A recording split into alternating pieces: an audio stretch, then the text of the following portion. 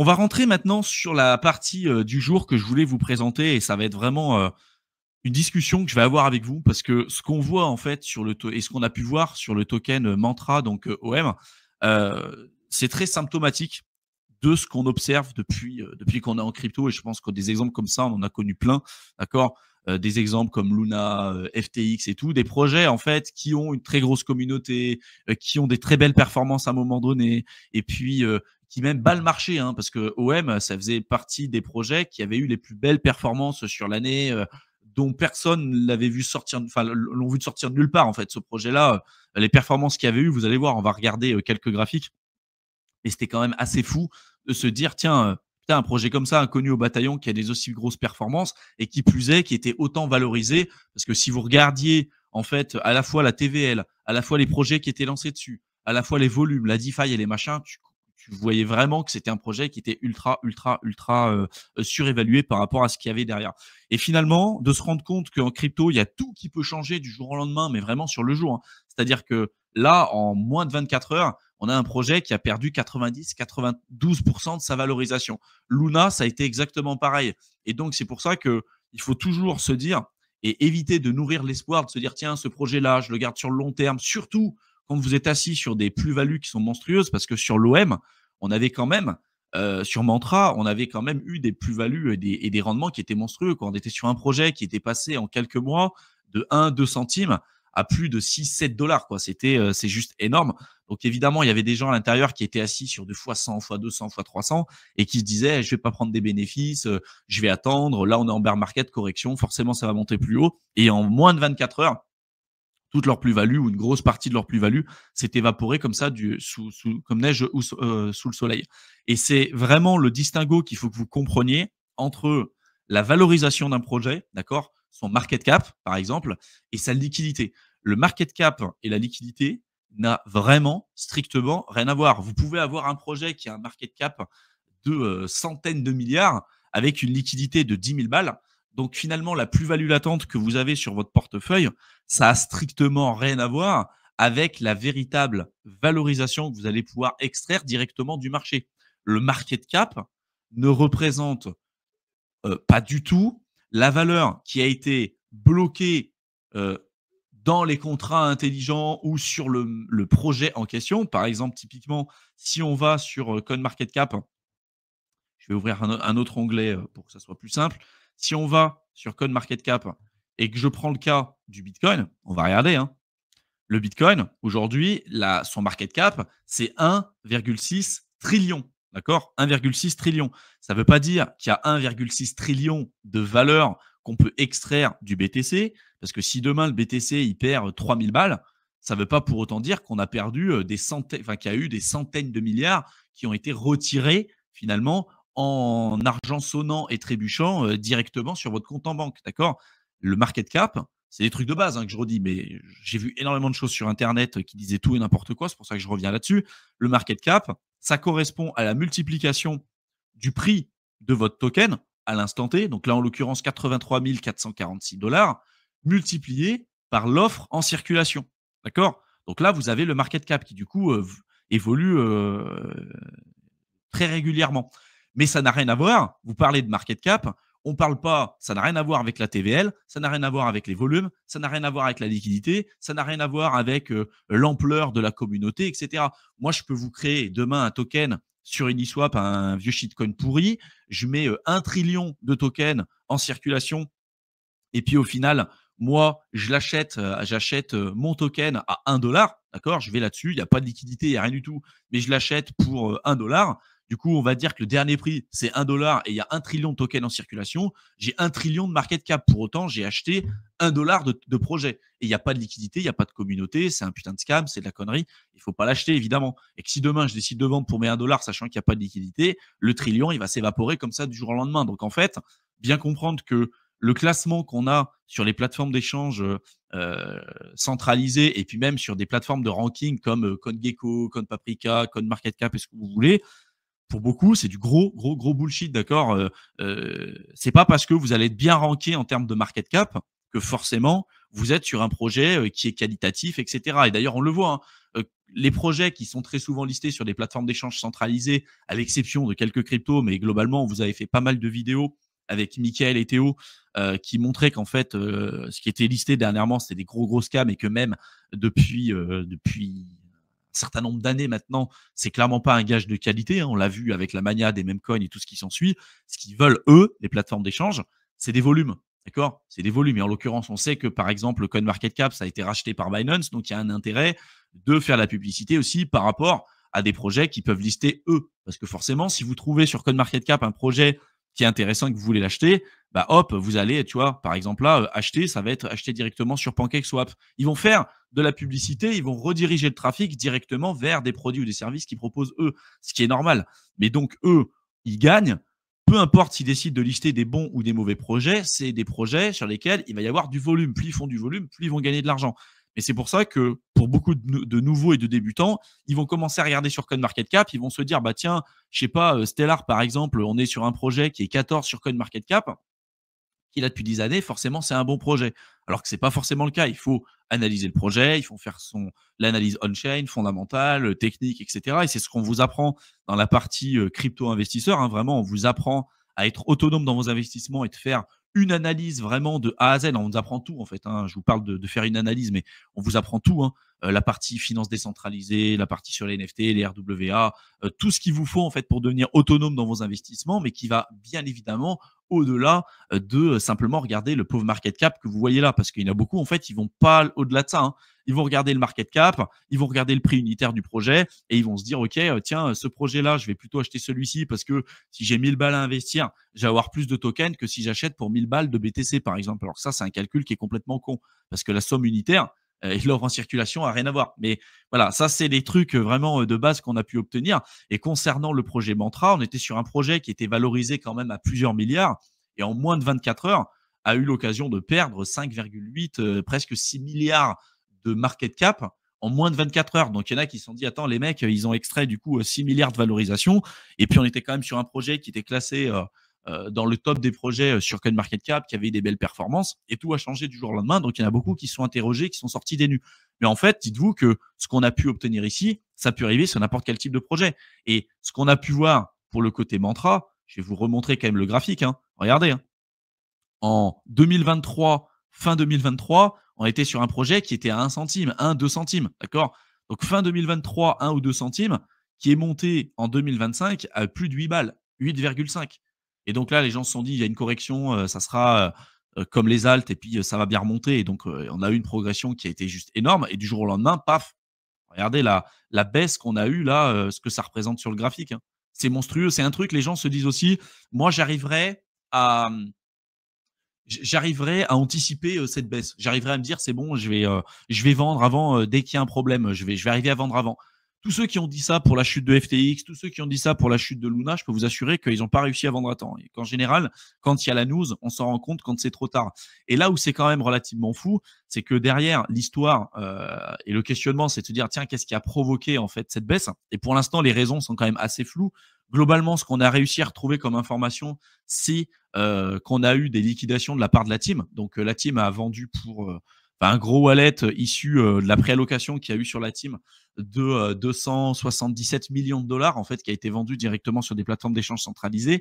Et il y a des communiqués de la part des cofondateurs qui disent qu'en fait, ça a été des ventes forcées sur des plateformes d'échange centralisées parce qu'il y a eu des risques de liquidation, je sais pas trop quoi, et que donc au final, ils ont été obligés de vendre et tout. Ça, j'y crois pas du tout, hein, franchement. Mais c'est un peu le problème qu'on a avec des coins qui, dès le début, qui ont déjà menti. C'est-à-dire que Mantra aussi, si vous regardez un petit peu comment ça s'est développé, c'est un projet qui a menti quand même sur pas mal de sujets avant.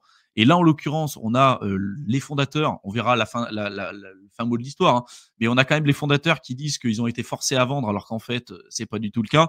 On peut bloquer aujourd'hui des tokens sous forme de smart contract. Tu n'es pas obligé de les mettre sur des plateformes d'échange centralisées et tu n'es pas obligé de vendre de cette manière-là. Et encore moins de laisser le prix sur ce genre de niveau-là. Il y a eu plein de problèmes de communication aussi. Donc bref, j'émets quand même de sérieux doutes sur la qualité de la communication qui a été faite par les dirigeants. Et c'est pour vous dire et pour vous rappeler que tout peut changer du jour au lendemain. Et en ce moment, on a exactement la même chose avec un autre projet qui est en train de faire la même chose parce qu'au final, la hausse qu'on a eu sur Mantra, là, la hausse qu'on a eue, sur Mantra, sur la dernière année, et puis, depuis le début. On-chain, il y a ZachXBT aussi qui a fait toute une analyse là-dessus, qui a montré qu'en fait la grosse majorité de cette hausse-là, ça a été, perpétré par des insiders et par les fondateurs de la team, en fait, globalement. D'accord? Donc en fait, ils ont créé une hype autour du projet. Ils ont créé une augmentation super importante du projet pour créer un FOMO et dire aux gens, regardez, il y a une activité sur notre projet, il y a quelques TVL, il y a des volumes. Alors qu'en fait, si tu regardais en fait ce qu'il y avait derrière, même sur DeFi, Lama et tout, il y avait une TVL qui était éclatée au sol, il n'y avait pas de volume, il n'y avait pas d'activité, il y avait très peu de projets qui étaient créés dessus. Ils avaient créé toute une hype sur la partie RWA, alors qu'en fait, c'était totalement inexistant. Ils avaient dit qu'il y avait tout un tas de partenariats qui avaient été créés avec des grosses blockchains et tout, alors qu'en fait, c'était pas le cas non plus. Donc, il y a eu quand même pas mal de mensonges et toute une hype qui avait été perpétrée en fait par des insiders pour pouvoir mieux préparer. Pour moi, hein, c'est un peu ma théorie là-dessus, c'est pour pouvoir mieux préparer leur rug pull. Parce qu'en fait, quand tu as quelque chose comme ça, à moins qu'il y ait eu un hack ou un vrai problème, là, en l'occurrence, ça a été prouvé que ça a été clairement l'un des wallets liés aux fondateurs et puis aux insiders qui ont une préallocation du projet. Et comme je le dis au début, hein, il n'y a pas eu euh, euh, ça n'a pas été très clair depuis le début. En fait, ce projet-là, par exemple, au départ, pour vous refaire un état des lieux, à la base, c'était un projet qui avait fait partie du lancement sur Polkastarter, sur Polkadot. Donc, en fait, c'était l'équivalent des IDO qu'on pouvait faire, donc des initial DEX offering. On pouvait lancer des projets de manière décentralisée avec des auctions pour les parachains, d'accord, sur Polkadot, pour ceux qui savent un petit peu comment ça marche. J'ai fait beaucoup de vidéos sur cette chaîne aussi pour vous montrer comment ça marche. Et donc, eux, ils avaient gagné une des auctions sur Polkastarter. Et l'objectif, c'était de devenir une parachain. Et au final, c'est pas devenu une parachain. C'est-à-dire qu'ils avaient dit oui, nous, on va devenir une parachain. Au final, il semblerait qu'ils ne soient pas devenus des parachains. Ils ont menti sur la préallocation qu'ils avaient eu au départ pour leur projet. Enfin bref, il y a eu quand même pas mal de soucis par rapport à ça. Ce qui fait que de bout en bout, par la suite, ils ont lancé leur propre projet alors qu'ils devaient être une parachain. Ils ont commencé à faker le fait qu'ils avaient des gros volumes, qu'ils avaient des super partenariats, qu'ils avaient des performances super élevées, alors qu'en fait, ça a été perpétré par les insiders qui rachetaient en fait globalement leurs propres tokens. Et là, dernièrement, finalement, tout s'est arrêté du jour au lendemain. Avec une analyse fondamentale et puis même d'un point de vue technique, hein, si vous regardez d'un point de vue technique, vous verrez que en weekly, vous aviez une divergence aussi, une divergence bearish sur le RSI et puis sur le cours du projet déjà depuis un an aussi. Donc déjà d'un point de vue technique aussi, ça appuyait sur le projet depuis un certain temps. Et c'est pour ça que on vous met toujours en garde, et ce projet-là, ça me permet de réappuyer sur des choses qui sont importantes. Quand vous avez des projets qui évoluent comme ça ne veut pas forcément dire que ça va se terminer comme Luna, comme le FTX ou comme, en l'occurrence ici, Mantra. D'accord? Vous pouvez très bien avoir des projets qui corrigent très très fort et qui repartent à la hausse et tout. D'accord? Simplement, quand vous êtes sur des projets qui ont eu des performances aussi importantes en si peu de temps, moi, en tout cas, à titre personnel, j'achète jamais ce genre de projet. Je laisse toujours les projets venir parce que très souvent, il y a une hype. Très souvent, il va y avoir une correction et plus le projet augmente très, très fort et surtout dans des périodes comme ça où, en fait, globalement, les alts évoluent pas, hein. C'est des poches de liquidité qui passent d'un projet ou d'un écosystème à un autre. Et en général, quand ça augmente très, très vite, très, très fort, quand il y a une correction, ça descend en général aussi vite. Et c'est pour ça qu'il faut toujours se méfier. Et là, ce qu'on est en train de voir, ce qu'on a vu en fait pour le token Mantra, et donc il y a beaucoup de gens qui sont restés sur le carreau. On commence à voir la même chose avec un autre projet inconnu au bataillon, d'accord, qui s'appelle Aergo. Et ils sont en train de recréer la même hype. Il y a plein d'analyses on-chain qui sont en train de que j'ai regardé moi aussi de mon côté, qui montrent que derrière c'est pareil, tu as les insiders qui achètent le projet, qui sont en train de créer une hype autour du truc, les volumes qui augmentent, une fake TVL, des fakes de partenariat et tout. Et donc ça veut pas dire que ça peut pas monter plus haut, ça peut pas monter bien plus haut. Et je veux dire derrière ils sont en train de recréer en fait le même type de hype qu'on a eu en fait sur Mantra, et on verra. On verra. Je sais que je vais peut-être recevoir le courroux de certaines personnes qui sont investies sur ce genre de projet. Si vous êtes investi dessus, que vous gagnez de l'argent, il n'y a pas de souci. Vraiment, faites-le, il n'y a pas de problème. Prenez des bénéfices. C'est juste ce que je veux vous dire là. Être en crypto et surtout sur des projets qui performent bien, tant mieux. D'accord? J'ai envie de dire tant mieux. On est tous là pour faire du pognon. Mais n'oubliez pas de prendre des plus-values parce que regardez à quel point ça peut changer aussi vite, aussi rapidement. Ça a été la même chose avec le Luna, hein. Vraiment, regardez Luna. Alors là, c'est le nouveau. Je vais remettre le Luna classique. Je me suis trompé. Hop, on va repartir sur celui-ci. Voilà, Terra classique. Hop. Alors, il faut comprendre aussi que la partie sur Luna et la tokenomics du projet faisait que plus ça baissait, plus on avait une inflation qui était importante. Donc, en fait, ça a été une spirale bien plus destructrice que ce qu'on a pu avoir sur le token OM. D'accord. Mais regardez, on a eu quand même, à un moment donné, sur le token Luna, des performances qui étaient remarquables, hein. Sur 2020, regardez, on était passé de quelques centimes à des augmentations juste monumentales pendant la DeFi season, hein. Regardez, hein, on est monté de 20 centimes à plus de 100 $ quand même, hein. À plus de 100 $ et du jour au lendemain, paf, on est passé de 100 $ ou de 86 $ à 0,00031, 0013 pardon. Et le FTX, c'est pareil, hein, le FTT token, c'est exactement pareil. Celui de Celsius aussi, c'était pareil, hein. Le Cell token, c'était la même chose, hein.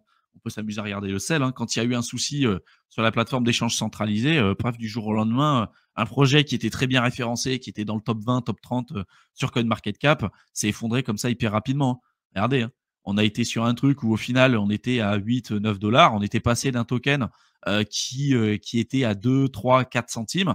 C'est monté jusqu'à 7, 8 $ et là tout le monde disait c'est génial, c'est génial. Après chute de FTX, banqueroute de Celsius et là du coup on est revenu à 7 centimes quoi, au même niveau équivalent qu'on avait en bear market.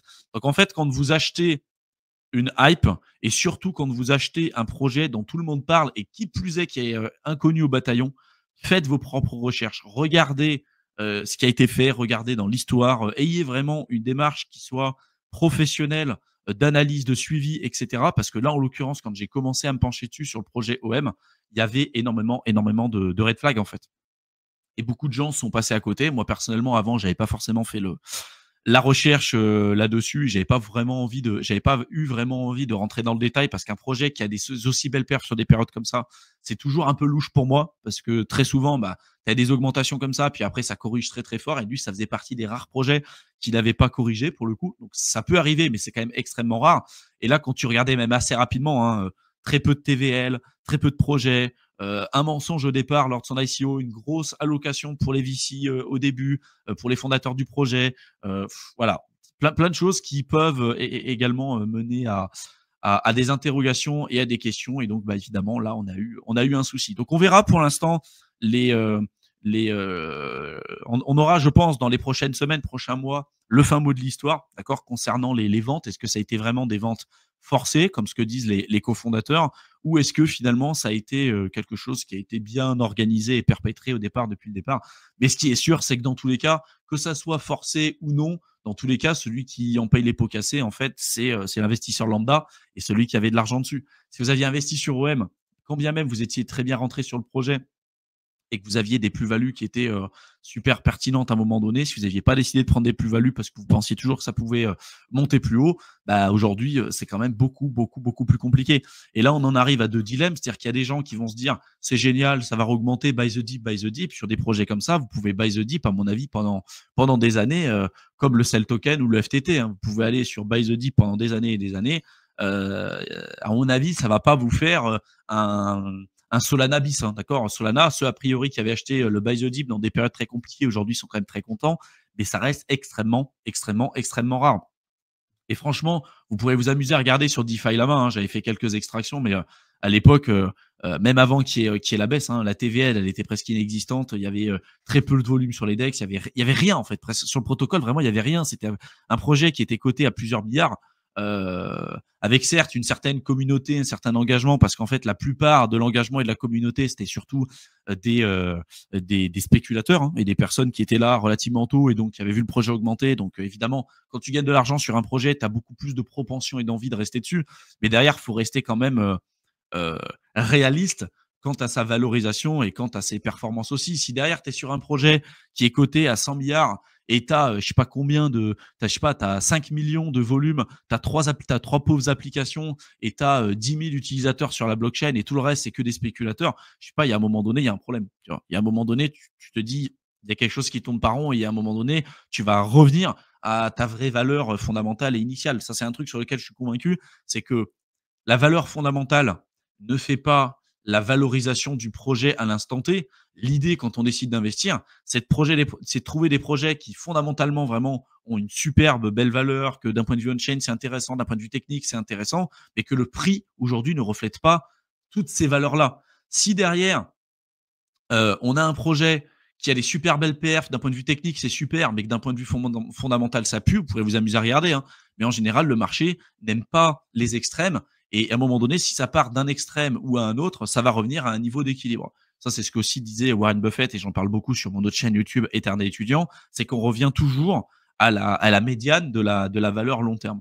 Et notre objectif, nous, en tant qu'investisseurs, c'est de trouver des projets qui fondamentalement sont super pertinents, intéressants et qui est totalement hors des radars et désintéressé pour la majorité des investisseurs crypto. C'est ça la réalité, en fait, c'est de rentrer dans des projets où tout le monde ne s'y intéresse pas aujourd'hui parce que considère que ce qu'il y a aujourd'hui en termes de performance de prix, c'est ce qui reflète la partie fondamentale. Typiquement, Ethereum aujourd'hui. Je pense que je vous ferai un live prochainement pour vous donner mon avis, parce que j'entends beaucoup de gens qui disent encore Ethereum est mort, Ethereum est mort. Vous verrez que pour moi, c'est absolument pas le cas et qu'il y a encore des choses super intéressantes qu'on a sur la partie Ether. Et qu'en fait, les gens se disent Ether est mort parce qu'ils regardent la partie valorisation prix. Sauf que derrière, quand vous regardez le fondamental du projet et son prix, justement, quand vous comparez les deux, ça doit vous donner encore plus envie d'acheter. Parce que si vous aviez envie de l'acheter à 4000 balles et aujourd'hui, son fondamental, même entre 4000 balles aujourd'hui, c'est largement renforcé. Par exemple, en 2021, c'était presque à 5000. Et aujourd'hui, on a eu un fondamental, un développement et des innovations qui ont été juste monstrueuses sur la partie Ether. La roadmap là qu'on a sur la partie Pectra qui est censée arriver le 7 mai, si je ne me trompe pas, ça va être monstrueux en termes d'innovation. Simplement, c'est pas reflété dans le prix. D'accord. Alors, il y a le problème structurel d'un point de vue économique aussi qui pose des questions sur l'incitation de détenir des Ethers avec ce qu'on a aussi aujourd'hui sur les parties Layer 2 avec Dankun. Dankun, ça a permis aussi de reléguer une grosse partie du volume et des transactions sur les Layer 2 et donc forcément l'Ether sur le court terme en a peiné. D'accord. Ça aussi, on en a pas mal parlé sur la chaîne YouTube. Et donc, en fait, vu que le marché aujourd'hui est rempli énormément d'investisseurs et de spéculateurs en fait sur le court terme, bah, dès que ça baisse et dès qu'on arrive à un certain niveau de prix, ils considèrent qu'un projet est pourri parce que son prix est bas et qu'un projet est super bien parce que son prix est haut. Typiquement OM. OM, beaucoup de gens disaient c'est la révolution du siècle, c'est super, c'est génial, ça va révolutionner la finance, on va avoir une énième Layer 1 qui va rivaliser toutes les autres Layer 1 parce qu'il va vraiment se focaliser sur la partie AWA et au final on se rend compte que c'était une sacrée saloperie dans le fond. Simplement, ce qui a changé l'état d'esprit des gens, c'était juste les performances court terme. Et les performances court terme ne reflètent absolument pas la valeur long terme. Et c'est pas parce que vous avez un projet qui a des très belles performances court terme et qui surperforme le marché à un moment donné qui va continuer de le faire. Et à l'inverse, c'est pas parce qu'un projet sous-performe pendant très longtemps qu'il va continuer de sous-performer. Et c'est là où il faut arriver en tant qu'investisseur à cerner et marquer vraiment la différence entre le prix d'un projet et sa valeur. La valeur d'un projet et son prix, c'est vraiment deux choses qui sont différentes. Vous, votre objectif, c'est de trouver un projet dont la valeur est la plus élevée, mais le prix est le plus faible. Et beaucoup de personnes font l'inverse, c'est-à-dire qu'ils souvent achètent des hypes, achètent des projets dont le prix est élevé, avec une valeur qui est faible parce que justement, on est dans une hype et souvent on est sur des projets qui sont overpricés. Et donc, ils vont acheter des bougies vertes, et donc ça va corriger, et donc il va se passer tout un tas de trucs. Et c'est pour ça que la majorité des personnes restent sur le carreau, en fait, dans la partie crypto. Mais ça me permet vraiment de vous appuyer sur l'importance de prendre du recul, l'importance de ne pas acheter d'une hype, l'importance d'aller toujours creuser et de vous dire, OK, là, tout le monde parle de tel projet ou de tel truc parce que ça augmente. Qu'est-ce qui se passe derrière? Est-ce que c'est intéressant? Est-ce qu'il y a des applications dessus? Est-ce que d'un point de vue historique, il n'y a pas eu des mensonges? C'est quoi la team? C'est quoi l'économie du projet? Par exemple, Cosmos, théoriquement, c'était un projet qui était top hein, d'un point de vue fondamental et tout, sauf que le token, d'accord, avait très peu d'utilité en fait dans tout l'écosystème Cosmos. On pouvait faire beaucoup de choses, mais en fait, ça faisait pas partie centrale de l'écosystème. Il y avait très peu de puissance acheteuse en fait sur le token central. En plus de ça, il y avait des récompenses de staking à un moment donné qui étaient beaucoup trop élevées par rapport à la demande qu'on avait par rapport au token Cosmos. Et ce qui fait qu'au final, on s'est retrouvé avec des performances, malgré le fondamental du projet, avec des performances sur le token qui n'étaient pas dingues. D'accord. Alors après, ils ont corrigé quand même un certain nombre de choses, mais c'est ça en fait que vous devez être amené à faire. Et ça, malheureusement, bah, il y a beaucoup de gens qui n'y arrivent pas, qui n'ont pas envie de se poser toutes ces questions-là. Et pour autant, pour moi, c'est un passage qui est obligé. Et en plus de ça, même si vous trouvez des projets qui sont pertinents, vous avez fait votre analyse et tout, il va falloir les suivre, hein, ces projets-là. Parce que typiquement, c'est pas parce que vous avez un projet qui a eu des belles perfs, qui fondamentalement tient la route pour l'instant, que à l'avenir, ça sera forcément le cas. Ce qu'on appelle aussi une veille de marché. Et si vous ne faites pas cette veille de marché, si vous n'êtes pas autonome et que vous n'êtes pas capable de vous faire votre propre vision là-dessus, bah, au final, vous arriverez toujours à suivre le bruit ambiant. Et ça, c'est ce qui fait que presque 100% des personnes qui sont en crypto, à un moment donné, perdent de l'argent. Donc vraiment, soyez très vigilants et c'est ce qu'on vous apprend. Regardez sur la partie crypto investisseur, je le redis là, hein, mais sur la partie crypto investisseur, c'est ce qu'on vous apprend. On vous apprend tout ce qu'il faut. Il y a plus de 50 heures de contenu sur la partie crypto. Vous voyez tout ce qu'il faut que vous sachiez pour investir durablement en crypto, pour être autonome dans vos propres investissements. Vous pouvez télécharger tout un tas d'outils qu'on a développés pour vous, tout un tas de stratégies d'automatisation et tout. Vraiment, il y a énormément de choses que vous allez pouvoir avoir à l'intérieur pour vous permettre de vous faire votre propre idée et de vous créer votre propre stratégie sur mesure. Donc pour tous ceux que ça intéresse, vous avez le lien de Crypto Investisseur dans la description de la vidéo. Et j'en profite aussi pour dire que tous ceux qui veulent se faire accompagner durant les périodes comme ça et qui se posent des questions et qui ont envie d'échanger au sein d'une communauté aussi, hein, on a la partie accompagnement où on vous partage ce qu'on fait avec Mickaël à l'instant T. Donc notre veille de marché, les projets qu'on a en portefeuille, etc., etc. Parce qu'en l'occurrence, la partie là sur le marché, ce bull run, d'accord, ça fait des années qu'on le prépare. Donc nous, en l'occurrence, on est prêt. Après, la question pour vous, c'est est-ce que vous anticipez en fait ce qui se passe ou est-ce que vous êtes dans de la réaction par rapport à ce qui est arrivé? Si jamais on repart sur une tendance haussière, que ça explose, machin, est-ce que vous êtes prêt? Si vous n'êtes pas prêt aujourd'hui, que vous n'avez pas envie d'être tout seul dans des périodes comme ça, n'hésitez pas. Vous avez le lien de l'accompagnement dans la barre d'infos avec une vidéo explicative comme à chaque fois. Je vais prendre quelques questions parce que je pense que ça fait réagir. Heu,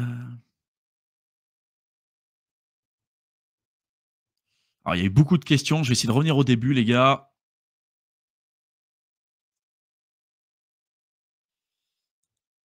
90 en live, c'est le bear market. Presque. Non, tu vois là maintenant on est 200. Faut laisser les gens la possibilité de se connecter, mais oui, là on est sur des niveaux clairement de bear market, hein. Ce qui est très positif aussi, hein.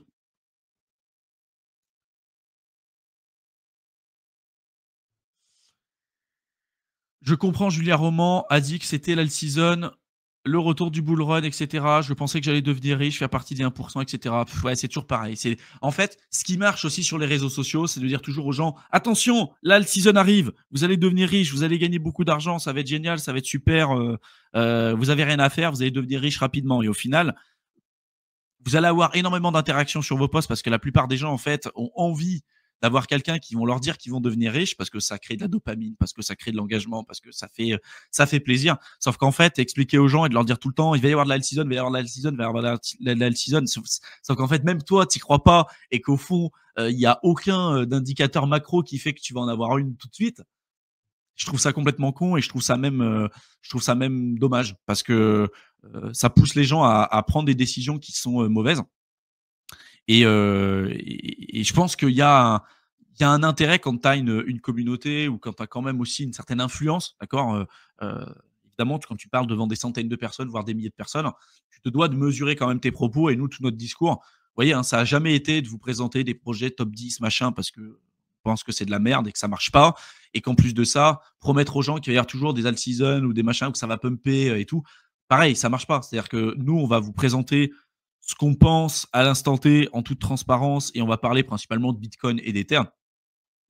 Et on va vous forcer à vous faire votre propre idée sur le sujet, mais s'il y a des choses importantes à vous dire et de vous dire typiquement, là, en ce moment, il n'y a pas besoin d'espérer la partie alt season, on vous le dira, d'accord. Parce que, et d'ailleurs, c'est ce qu'on vous dit aujourd'hui. Il n'y a pas besoin d'espérer une alt season si on est sur des niveaux de prix comme ça. Par contre, là où c'est intéressant, c'est de se dire, OK, est-ce que par la suite, on pourrait en avoir une. Et pour l'instant, je reste encore optimiste sur la suite de marché. D'ailleurs, je pense que vendredi, je vous parlerai, j'ai préparé un live, je vous parlerai un petit peu de la théorie des 4 ans et ce pourquoi on pourrait estimer peut-être que la partie théorie des cycles de 4 ans, peut-être que c'est un truc qui va breaker sur ce cycle et peut-être qu'on considérera que les cycles de 4 ans seront plus d'actualité. Donc ça, pareil, on verra. Mais méfiez-vous des gens, en fait, qui À la moindre fluctuation de marché, vont vous dire tiens, ça baisse de 1 ou ça baisse de 3, c'est bon, c'est le bear market, ça remonte à la hausse. Ah, c'est le bull market, c'est la alt season. Et je vous l'avais bien dit, je vous l'avais bien dit. Mais en fait, les mecs, c'est des vrais girouettes, ils ont aucune ligne directrice et ils changent de marché dès qu'il y a un mouvement de tendance. Donc forcément, vous vous faites balloter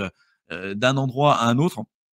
Et si vous investissez simplement sur des recommandations comme ça, c'est sûr que vous allez vous faire éclater, d'accord. Donc vraiment, soyez très vigilants.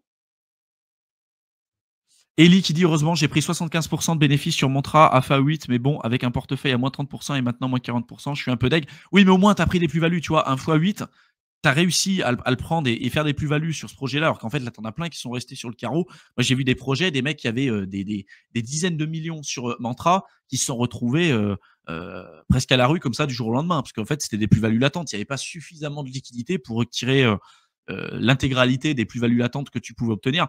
Et c'est ça le truc, c'est qu'en fait, on se dit, je prends pas de plus-value à x2, je prends pas de plus-value à x4, je prends pas de plus-value à x8, je vais attendre le x10. On aime bien les nombres ronds, tu sais, le x10. Et ben peut-être que d'attendre et de passer du x8 au x10, bah peut-être que c'est ça qui va te permettre de récupérer zéro. En fait, que tu vas rester sur le carreau parce que tu auras été trop greedy sur ce truc. Et en fait, quand tu vois les performances que tu as eues, un x8 sur des périodes aussi courtes, il y a un intérêt de récupérer de l'argent, que les gens le veuillent ou non, en fait. Ça s'appelle une gestion de risque et tout. Et ça dépend les montants que tu as. Si tu as investi 300 balles dessus et que tu fais un x8 et que beaucoup de gens recherchent du life changing, oui, il y en a beaucoup qui vont pas retirer leur argent. Mais en fait, c'est l'erreur en crypto, ça. C'est de se dire, j'investis une petite somme et je veux du life changing immédiatement. Parce que Fartcoin a réussi à le faire, parce que Popcat initialement avait réussi à le faire, parce que PP a pu le faire et tout. Sauf qu'en fait, tu as des millions et des millions de projets aujourd'hui qui ne le font pas, et des projets qui, même quand ils font des belles perfs, après font des repools comme OM. Donc en fait, la baisse de portefeuille que tu as aujourd'hui, le moins 30% à moins 40%, dis-toi que c'est le cas de 100% des gens aujourd'hui. Enfin, c'est extrêmement rare de trouver quelqu'un qui est encore en positif aujourd'hui. Il y en a beaucoup qui étaient à un moment donné en positif, mais avec la baisse qu'on a eue depuis l'élection de Trump, je pense que tu as presque 100% des gens qui ont eu qui ont une baisse momentanée sur leur portefeuille. D'accord. Si tu crois en tes projets, si tu as cette baisse-là, c'est comment tu vas réagir dans cette période-là, justement. Et c'est là où, en fait, le côté psychologique, mentalité, mindset, euh, il est amené à se développer énormément dans la partie crypto. Et c'est pour ça que je considère que c'est la partie même la plus importante. Parce que tu as beau acheter le meilleur projet du monde, être sur des plus-values super élevées, comment tu vas réagir justement dans une volatilité comme celle-ci? C'est-à-dire quand ça augmente, est-ce que tu vas décider de prendre des plus-values ou est-ce que tu vas racheter? Est-ce que tu vas euh, subir en fait cette volatilité? Et quand ça baisse, c'est pareil. C'est-à-dire qu'est-ce que tu vas faire? Est-ce que finalement, quand ça a baissé, tu vas te dire bah en fait j'ai acheté haut et je vais revendre bas? Ce que font presque 95% des gens en crypto. Ils se disent que ils veulent pas faire ça, mais en réalité c'est ce qu'ils font. Ils achètent des hypes et ils revendent à perte parce qu'ils ne peuvent pas supporter que leur portefeuille descende à un certain niveau et de voir leur portefeuille en dessous de leur prix d'achat, leur prix de revient, quoi, globalement. Ça, psychologiquement, c'est extrêmement dur. Et c'est à partir de ce moment-là qu'il y a des vraies convictions à avoir et que la psychologie que tu vas développer, elle peut soit se retourner contre toi, soit être d'une très grande utilité. C'est-à-dire qu'à partir d'un certain niveau, quand tu es en dessous de ton prix de revient, c'est là où beaucoup de gens vont se dire non, mais pas vendu, pas perdu, buy and hold, investissement long terme, je suis là pour la tech, je suis là pour la tech. Alors que des fois, la meilleure chose à faire, parce que le projet pue la merde, c'est de te séparer de ce projet-là. Et tu as des gens qui refusent de vendre parce qu'ils sont en dessous de leur prix d'achat de revient. Et ils attendent d'être à leur prix d'achat de revient pour récupérer leur somme initiale et partir sur autre chose. Alors que peut-être que la meilleure chose à faire, c'est de se séparer de ces projets. Je ne te parle pas pour toi, Elie, hein, tu vois, mais c'est super important de comprendre ce qui se passe derrière parce que ça arrive beaucoup hein, à beaucoup de personnes et nous aussi y compris, on est des humains, d'accord. C'est des biais cognitifs, ça. Et c'est pour ça qu'il faut toujours se poser la question de se dire, ok, mon prix de revient, il est là, et en fait, est-ce que je crois toujours en ces projets? Est-ce que finalement, là, c'est juste mon esprit et mon cerveau qui me fait dire non, je veux pas accepter la perte parce que l'aversion à la perte, elle est super élevée et donc j'ai pas envie d'accepter la perte et donc je reste investi sur le projet parce que j'espère que ça peut augmenter l'espérance du gain. C'est-à-dire l'espérance de se dire, c'est sûr, ça va augmenter parce que je mets la tête dans le sable et je n'analyse plus le projet parce que c'est bon, j'ai trop peur. En fait, là, je suis dans le déni. C'est-à-dire le déni total de ce que j'ai fait. J'ai fait des conneries et donc je me dis qu'en alt season, il y a tout qui va augmenter, donc je vends pas et tout. Alors qu'il y a peut-être des gros red flags sur le projet, hein. Et c'est pour ça que la veille de marché, elle est hyper importante et de toujours remettre ses thèses d'investissement, au goût du jour, et cetera. Y compris sur les gros projets, hein, y compris sur la partie Bitcoin, y compris sur la partie Ether. Ce cycle-là, ce que ça nous a appris, c'est que beaucoup de personnes étaient sous-exposées à Bitcoin. Parce qu'aujourd'hui, globalement, hein, si on regarde, la majorité des alts ont sous-performé le BTC et que si on était full alt, on a dérouillé sévère. On a dérouillé sévère. Parce que pour moi, la alt season n'a pas vraiment eu lieu non plus. Hein. C'est-à-dire que la dominance du Bitcoin est toujours super élevée. Il y a des soucis structuraux qui expliquent aussi la disposition dans laquelle on s'inscrit aujourd'hui. Mais voilà, tout ça, c'est vraiment hyper important et il faut que vous arriviez à prendre du recul par rapport à ça. Mais dites-vous que peu importe ce que vous allez faire, vous allez tester sur vos convictions et qu'est-ce qui va faire que vous allez gagner ou non. En fait, dites-vous pourquoi la majorité des personnes perdent de l'argent en crypto. Tout simplement parce qu'ils font l'inverse de ce qu'il faut faire, c'est-à-dire qu'ils maîtrisent pas ce qu'ils font, ils achètent n'importe quoi, ils achètent des hypes. Quand ils voient leur portefeuille qui baisse, peut-être que la meilleure chose à faire pour eux, c'est de s'en séparer et de revenir sur des fondamentaux. Ils vont pas le faire, pas vendu, pas perdu, ou buy the dip sur des projets de façon qui sont morts et qui remonteront jamais. Ou alors, quand ça baisse, euh, au lieu de renforcer leur projet pour baisser leur coût d'acquisition moyen, bah, ils vont vendre à perte parce qu'ils ont subi cette volatilité, ils s'y étaient pas préparés en amont. Alors qu'en fait, sur tous les projets, on a une volatilité importante, et y compris sur les terres. Là aussi, s'il y a vraiment une leçon qu'on peut retenir de ce cycle, c'est que même sur des projets qu'on considère comme étant sûrs, hein, vous savez, de nombre de gens qui vous disaient les multiples sûrs sur la partie Ether et tout machin, on voit ce que ça a donné. D'accord. Il n'y a rien de sûr. Si on recherche des performances en crypto, plus on recherche des performances, plus il va y avoir de la volatilité et plus il va y avoir du risque.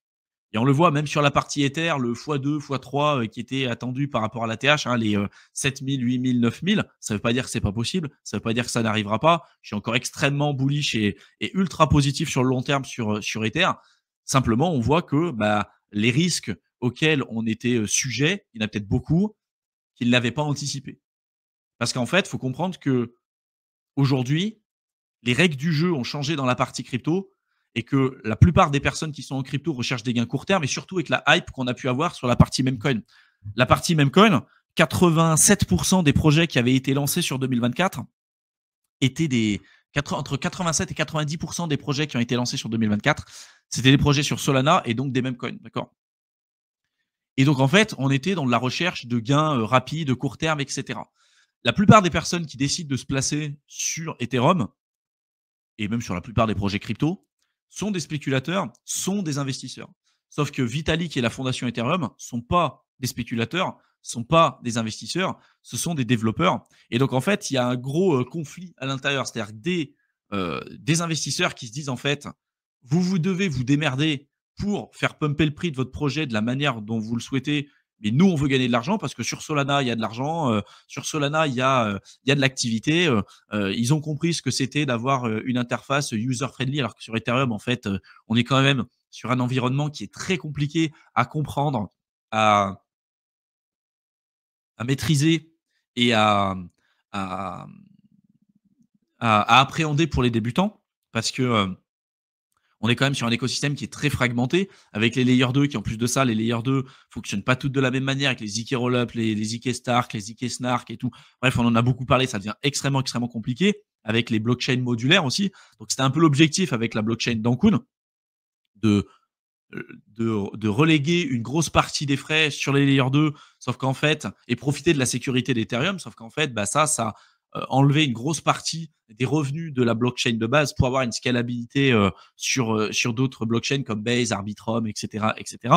Et ça, évidemment, sur le prix de projet, ça a peiné sur le court terme, d'accord. Et ça, les investisseurs, ça leur plaît pas du tout parce qu'on est dans une dynamique où les règles de jeu ont changé et où les investisseurs, quand ils ont vu ce qui se passait sur d'autres blockchains, sur Solana, machin, se sont dit, attendez les gars, votre blockchain, vous avez beau parler de recherche, de développement, vous parlez de Pectra, vous avez parlé de Dankun, vous avez parlé de plein de trucs, mais on voit que globalement, les narratifs qui étaient présentés, comme par exemple l'Ultra Sound Money, hein, l'Ultra Sound Money qui était une compétition directe avec Bitcoin en disant, tiens, Bitcoin c'est capé à 21 millions, sauf que là, on serait sur un token qui serait un coin qui serait déflationniste sur Ethereum avec les burns.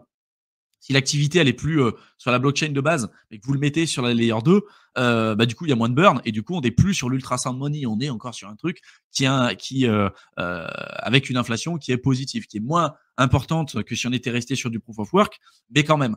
Et en fait c'est là où on se rend compte de grosse dissonance qu'on a eue sur le marché jusqu'à maintenant, avec des gens qui sont arrivés en crypto et qui se sont dit en fait, je veux faire de l'argent et l'Ether, c'est du x3, du x4 facile parce que c'était ce qu'on avait connu par le passé, alors que structurellement, d'un point de vue macro, d'un point de vue technique, d'un point de vue économique, d'un point de vue sentiment de marché, d'un point de vue structurel, ça n'a rien à voir avec ce qu'on a aujourd'hui.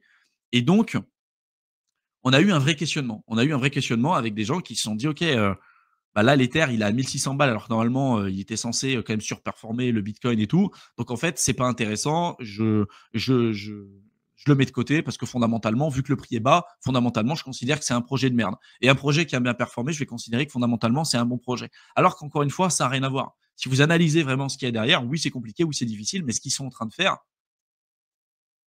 c'est bien plus dur que la plupart des autres blockchains. Je veux dire, là où il y a des grosses innovations, c'est pas sur toutes les autres blockchains principalement, c'est sur Ethereum. C'est là où ils innovent. Et dès qu'il y a des innovations, après, c'est forqué, c'est utilisé de partout. Et les innovations, ça vient de là. Et vous pouvez pas vous permettre de pousser une mise à jour, typiquement sur Ethereum, de la même manière que vous pourriez le faire sur d'autres blockchains où il y a nettement moins d'utilisateurs. Là, vous avez une grosse partie de la TVL, des projets et des volumes en fait qui sont sur Ethereum. C'est comme si vous étiez amené à faire des mises à jour et des améliorations sur un avion qui est en, en plein vol. Évidemment que c'est extrêmement, extrêmement dur, c'est extrêmement risqué et que si demain il se foire sur une mise à jour, ça pose un problème.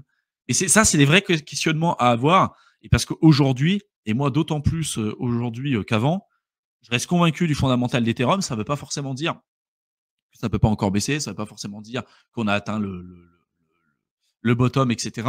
Et que pour l'instant, si on regarde d'un point de vue fondamental, la plus-value et la valeur qui est apportée par ce projet, et même d'un point de vue on-chain, on regarde la TVL, on regarde les volumes, on regarde les projets qui sont lancés, on regarde les partenariats, on regarde tout en fait, presque l'intégralité se retrouve sur Ethereum. Simplement, c'est pas friendly, c'est pas user friendly, c'est compliqué à comprendre. D'un point de vue valeur, c'est compliqué à l'expliquer, hein, d'accord, hein, est-ce que c'est une réserve de valeur quand on parle du trace and money? Est-ce que c'est du pétrole digital comme un token qu'on utilise justement pour un utility token, d'accord, hein? Est-ce que c'est l'or 2.0, c'est du Bitcoin?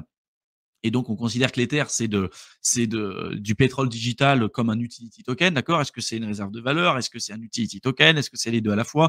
Est-ce que c'est euh, autre chose? Tu vois, c'est un peu compliqué. Et du coup, bah, si tu essayes de faire plein de choses en même temps, au final, tu fais pas grand-chose de très bien. Et c'est là où il y a pas mal d'interrogations à se poser. Et là où on se rend compte qu'en fait, les utilisateurs heu, s'en moquent d'avoir le côté, technique, privacy, parce qu'il y a plein d'innovations qui se sont développées dernièrement, d'accord? Simplement, c'est beaucoup trop technique pour beaucoup de personnes et en fait, ce que recherchent aujourd'hui les gens, c'est quelque chose de simple, user friendly, qui va directement à l'essentiel. Et là où des layer 2 ont très bien compris, comme par exemple Base, a très, très bien compris ça, d'accord? Base a très, très bien compris, ce côté user friendly. Arbitrum aussi a très, très bien compris et Solana a très bien compris ce que recherchaient les gens, d'accord? Par contre, attention, est-ce que ça veut dire que demain, on restera toujours sur ces mêmes niveaux de prix? Peut-être pas. Moi, je pense que justement, le fondamental d'Ether, c'est d'autant plus renforcé dans des périodes comme ça et qu'en plus de ça, le prix a tellement baissé, en ce moment que si on a une vision long terme, on l'achète à un prix qui est ultra décoté par rapport à ce que ça pourrait potentiellement apporter par la suite. Mais en fait, vous prenez le risque à l'achat. Si vous décidez pas de le prendre à l'achat, vous le prendrez à la revente parce que si vous l'achetez pas, je sais pas, à 1600, vous attendez que ça baisse, ça peut très bien baisser. Il y en a beaucoup qui l'ont pas acheté à 800 balles ni même à 70 balles sur le cycle d'avant et qui ont commencé à FOMO quand c'était presque à l'ATH. Et aujourd'hui, sont encore dans le trou. Donc c'est vraiment une vraie question à se poser par rapport à tout ça.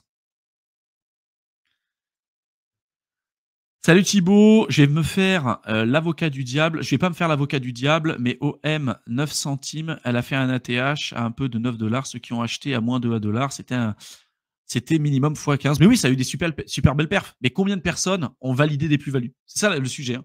Combien de personnes ont validé des plus-values sur OM? Parce qu'en fait, être sur un projet tôt, rider la hausse, etc., si c'est pour au final te retrouver dans le trou et pas avoir pris des plus-values, si le projet en plus a fait des x15, x20, x30, x50, voire beaucoup plus, c'est là où ça pose un problème. Et moi, je peux t'assurer que dans le lot, le nombre de personnes qui ont participé à la hausse sur Mantra et qui sont restées sur le carreau, mais comme tous les mêmes coins en fait, hein. Il y a combien de personnes qui ont investi sur les mêmes coins et qui faisaient les marioles et les fanfarons là sur fin 2024 et qui disaient moi c'est bon, la hype sur les mêmes coins, je fais de l'argent, je fais de l'argent, je fais de l'argent, ou sur les agents IA, hein. Sur les agents IA, combien de personnes disaient non mais c'est la hype, c'est là qu'il faut aller. Combien de personnes réellement, sur le coup, ont réussi à sortir avec des plus-values, parce que c'est ça qui est important. À mon avis, pas grand monde. Mais je suis d'accord avec toi, hein, c'est des projets qui ont eu des belles perfs, qui avaient eu des belles perfs jusqu'à maintenant et du jour au lendemain, en un claquement de doigts, il y a tout qui change. C'est pour ça que je vous dis de faire une veille de marché, hein. C'est pas pour rien, hein. C'est parce que tout peut changer du jour au lendemain et que si aujourd'hui, bah, vous pensez que, vous pouvez investir comme ça, à part si vous faites du DCA sur du bitcoin et de l'ether, par exemple, allez, vous dites: «Allez, j'investis sur 20 ans, je fais du DCA sur du bitcoin ou de l'ether». Mais si à partir du moment où vous commencez à aller sur des alts et sur des nouveaux narratifs et des machins, vous êtes obligé de suivre ce que vous faites. Vous êtes obligé de maîtriser, ce que vous faites, remettre à jour, les projets que vous avez en portefeuille et cetera. C'est impossible de faire autrement. Si vous le faites pas, vous allez avoir des grosses surprises. D'ailleurs, je pense que pour beaucoup d'entre vous, ça a été le cas. Parce que vous allez être testé et le moment où ça va baisser, si vous êtes pas capable de savoir ce que vous avez en portefeuille, qu'est-ce que vous allez faire? Vous allez dire: «Pas vendu, pas perdu», vous allez remettre à jour votre truc en vous disant: «Bah, là, j'ai perdu 40 sur mon portefeuille, mais peut-être que c'était un gros scam et peut-être que la meilleure chose à faire, c'est de vendre parce que ça va continuer de perdre de la valeur, heu, jusqu'à la fin». Enfin, vous voyez? Ou alors justement, bah, je considère que le fondamental s'est renforcé, voire là, le prix a baissé et le fondamental est pareil, bah, je renforce sur mes positions parce que j'y crois toujours. Et ça, la plupart des gens ne le feront pas malheureusement.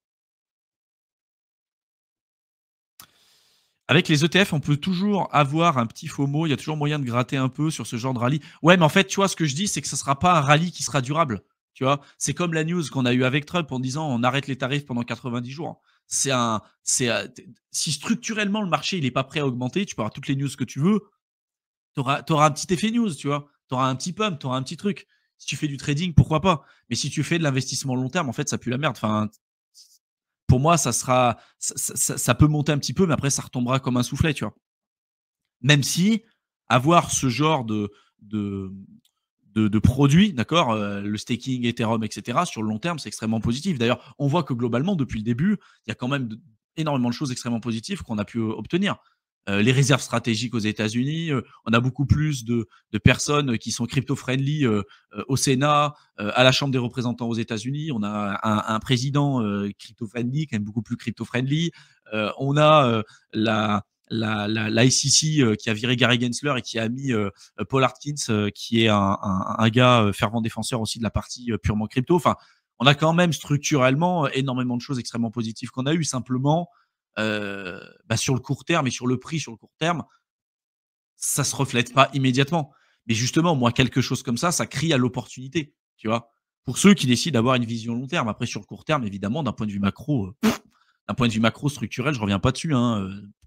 Il y a rien qui fait dire que ça va repartir tout de suite à la hausse, quoi, tu vois? Donc on se rejoint un peu, hein, sur le truc, mais voilà, moi j'aime bien remettre un peu en perspective les choses et expliquer qu'en fait, beaucoup de gens se perdent dans le bruit ambiant et perdent complètement l'idée de base et l'opportunité qu'ils ont en face d'eux. Je vous avais montré un documentaire et un article, qui avait été écrit par un fonds d'investissement qui s'appelle River, qui montrait que pour la partie bitcoin, hein, je ne parle même pas de la partie Ether, je ne parle même pas de la partie alt, que sur la partie bitcoin, au niveau adoption mondiale, aujourd'hui, on est à 3 3 d'adoption en 2025 sur l'adoption du bitcoin.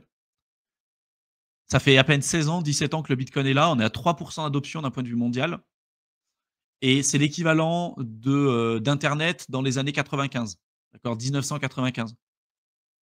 Et beaucoup de gens se disent: «C'est la fin, la crypto, c'est mort, on va partir en bear market, c'est bon, c'est fini».